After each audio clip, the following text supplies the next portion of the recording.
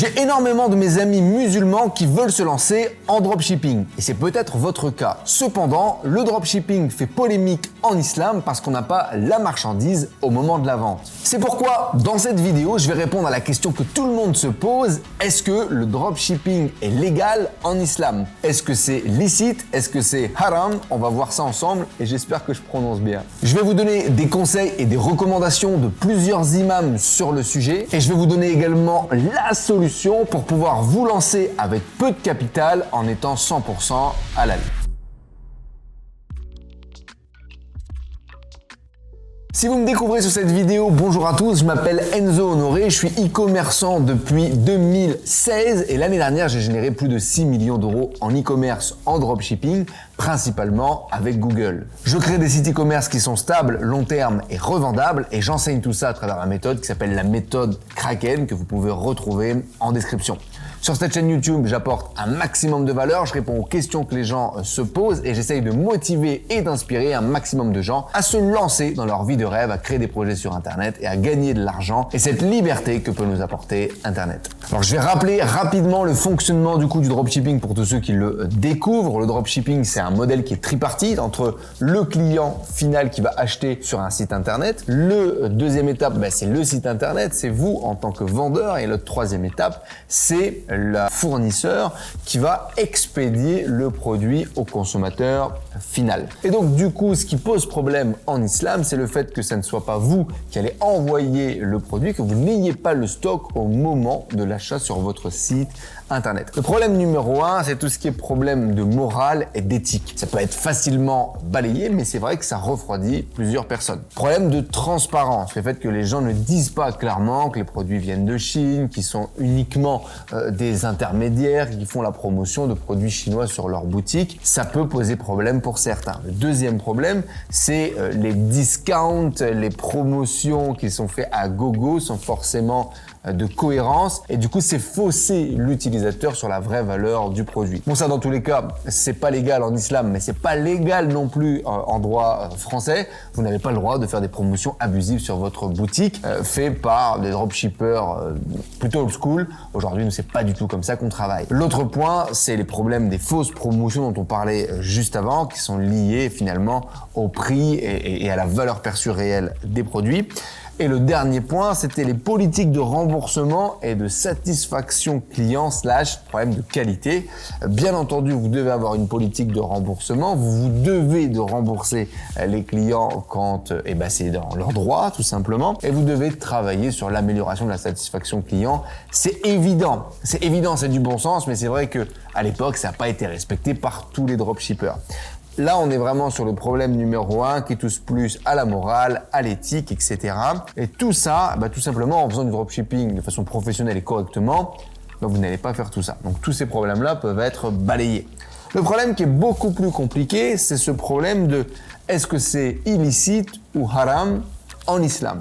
Et ça, pour le coup, il a fallu étudier des textes, travailler sur beaucoup de textes d'imams qui sont les plus reconnus, on va dire, pour pouvoir statuer sur ce texte. Sachez d'ailleurs que c'est aussi des textes que vous pouvez étudier aux États-Unis parce qu'il y a plein de musulmans américains qui font du dropshipping et qui ont étudié également la question et qu'il y a plein de sources en fait sur lesquelles vous pouvez vous reporter. D'ailleurs, on vous mettra quelques sources en description. Et en fait, les textes et la majorité des imams sont tous d'accord pour dire que si vous n'avez pas le stock, c'est haram et c'est illicite en islam. Vous n'avez pas le droit de vendre un produit que vous ne possédez pas, soumis à certaines conditions, mais de base, le dropshipping, comme il est proposé par la majorité des dropshippers, c'est illégal en islam. Et là-dessus, il n'y a quasiment pas de débat. Tout le monde est d'accord pour dire que c'est haram. Mais du coup, comment faire du dropshipping halal? Comment réussir à faire les choses bien et de vers un business qui est finalement licite aux yeux de la religion? J'ai deux solutions à vous partager, deux solutions pour faire finalement du dropshipping halal et que ça soit légal complètement avec vos valeurs religieuses. La première des choses qu'il faut mettre en place, c'est assumer ce rôle d'agent intermédiaire qui perçoit une commission sur les ventes. C'est d'expliquer clairement et de façon transparente pour les clients que vous êtes un intermédiaire, que vous êtes une espèce de marketplace finalement sur lequel vous mettez en avant les produits de fournisseurs, que vous ne possédez pas. Donc ça, c'est la première des solutions, c'est la première des choses, c'est finalement d'être transparent et de ne pas tromper le client final. Donc là, il va falloir travailler sur vos conditions générales de vente, il va falloir travailler sur vos textes sur le site pour pouvoir faire comprendre et être transparent vis-à-vis des clients sur le fait que vous êtes un intermédiaire. Encore une fois, parfois il y a des manières un peu plus subtiles de le faire. Vous n'êtes pas obligé d'écrire en gros « je suis un intermédiaire qui gagne une marge commerciale » en gros sur votre fiche produit. Les produits viennent de Chine. Vous n'êtes pas obligé de l'écrire en aussi grand et en aussi marketé sur vos fiches produits. Ça peut être dans des FAQ, ça peut être dans des choses comme ça. Le deuxième point qui est important, c'est un transfert de responsabilité entre le fournisseur et le vendeur avant la vente au client. Qu'est-ce que ça veut dire? Ça veut dire que dans le cas où la marchandise n'appartient pas à l'e-commerçant, il faut impérativement un accord entre le fournisseur et le vendeur pour que le fournisseur garantisse un minimum de stock sur le produit et qu'on soit sûr que le produit soit là et soit disponible pour vos clients. Grosso modo, encore une fois, c'est de ne pas tromper le client, c'est de s'assurer qu'on a le produit qu'on vient de pouvoir lui vendre et qu'on va pouvoir réaliser finalement la promesse qu'on lui a donnée. C'est beaucoup de bon sens, mais c'est des choses qu'il faut mettre en place avant de lancer l'activité pour pouvoir être sûr de pouvoir faire le business correctement. Donc là, typiquement, si vous voulez faire un business halal et légal aux yeux de votre religion, vous allez devoir travailler avec un agent privé. Donc ce que nous, on recommande bien évidemment dans la formation et dans notre façon de faire de l'e-commerce pour pouvoir assurer la qualité, le suivi, la pérennité du business, là, vous êtes obligé. Effectivement, démarrer avec AliExpress, ça sera pas possible. D'avoir un contrat fournisseur, d'assurer un minimum de stock, etc. C'est pas fait pour vous. Vous allez devoir faire directement le dropshipping avancé dans lequel vous allez travailler avec un agent, dans lequel vous allez assurer le minimum de stock et dans lequel vous allez faire un contrat commercial tout simplement qui va vous lier, vous et le fournisseur qui va assurer les commandes. À partir de là, vous avez un business qui est 100% légal bien évidemment aux yeux de la loi, mais également aux yeux de la religion.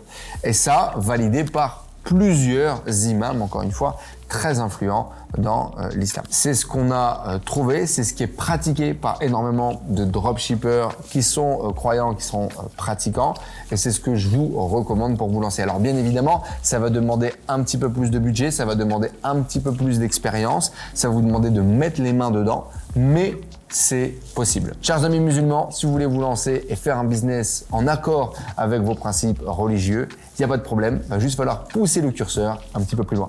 Et bien évidemment, c'est totalement ce qu'on recommande nous dans la méthode Kraken, dans tous les cas, parce que c'est ce qui permet d'assurer un business long terme, un business plus pérenne, de meilleures marges, une meilleure satisfaction client.